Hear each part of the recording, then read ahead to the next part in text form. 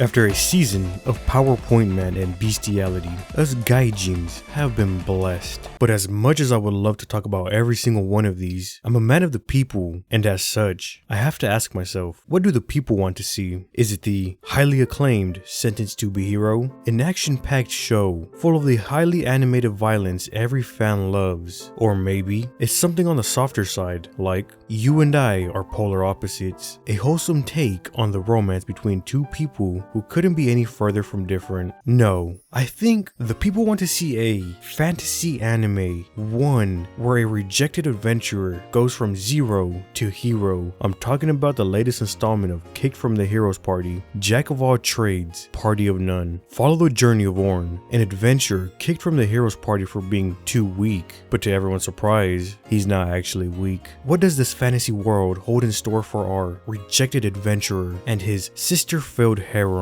Everything you expect. Okay animation, alright plot, and a main character who may have questionable taste in women. Aside from the opening being sung by one of the best to do it, this is the most mid anime I have ever watched. So mid, in fact. There's nothing really to talk about. So like a sane and normal person, I'm going to create my own problem. At the start of the season, I went to my favorite anime site, Crunchyroll, to watch my new favorite mediocre anime, Jack of all trades, Party of none. After thoroughly enjoying it, I had the misfortune of scrolling down a bit too much and witnessing the real problem with fantasy and Isekai.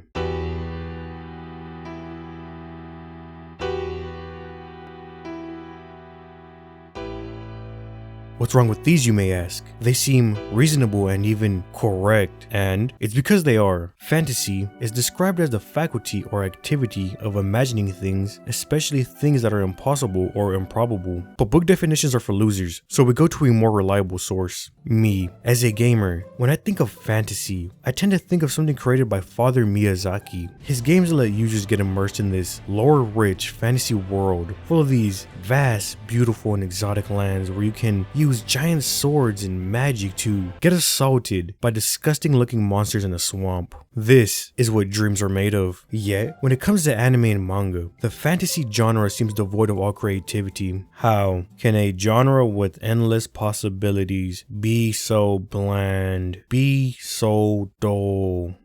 Is this slightly racist? Maybe. But let me ask you a question. Do you want to work 15 hours, 7 days a week at minimum wage, making your ugly bastard of a boss rich while he has sex with your wife? No, me neither. If only we could leave this life behind. Thus, the genre of Isekai was created. Basically fantasy with the added steps of getting stabbed, pushed into an oncoming train, or jumping in front of an 18-wheeler. I don't think Japan realized the money printer they were creating. You're telling me that we can easily self-insert as a alpha in another world surrounded by a harem of monster girls? Sign me up. Many would attribute the success of these two genres to Sword Art Online, and for good reasons. Sword Art Online felt like it was ahead of its time. Play the opening song for anyone with a receding hairline and they'll start to reminisce. Wow.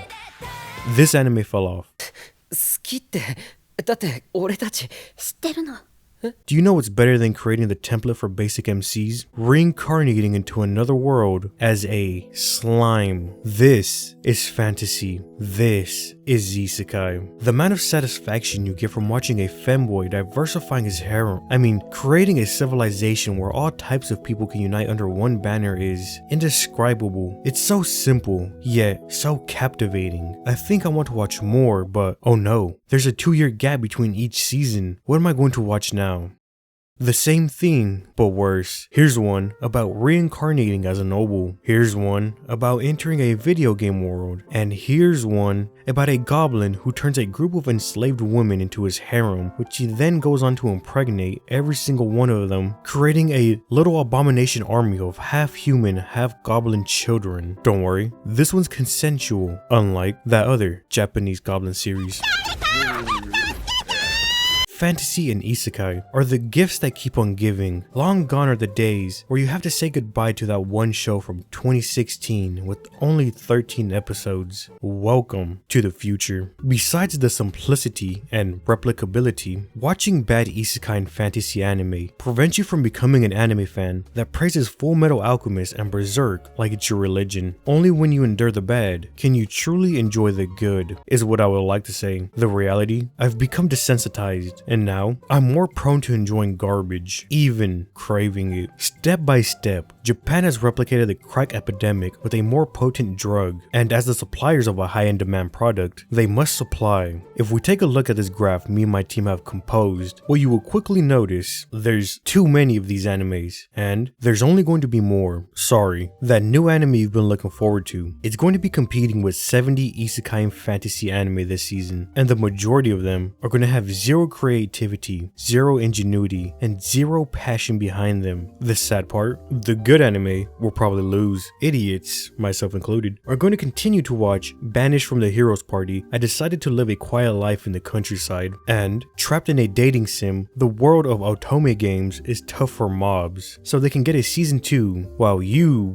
have to deal with your favorite manga and its butchered adaptation. I think most anime fans share the same sentiment. Besides the best these genres have to offer, the rest seem like nothing more than the anime industry trying to capitalize off our chud incel taste of alpha harem slop. And it's because they are. So even though I can sympathize with these comments, what I will never understand is how people will read isekai anime where a middle-aged man gets reincarnated as a OP character, then get upset when they realize this is an isekai anime about a middle-aged man reincarnating as a OP character. These people act as if they're in a abusive relationship. Maybe after the 400th time, he'll change. I hate to break the news to you, fantasy and isekai is on his way home from the bar, and he's been drinking a lot. In all seriousness, people should be able to enjoy whatever they want without having some loser yell in their ear about how bad it is, because at the end of the day, it doesn't matter if it's bad or cringe. What matters is if you're happy or not. So, before you go and make fun of someone's isekai and fantasy addiction, think about what you're doing. Are you really going to sit there and try to judge this heroin addict, even when he has that giant smile on his face?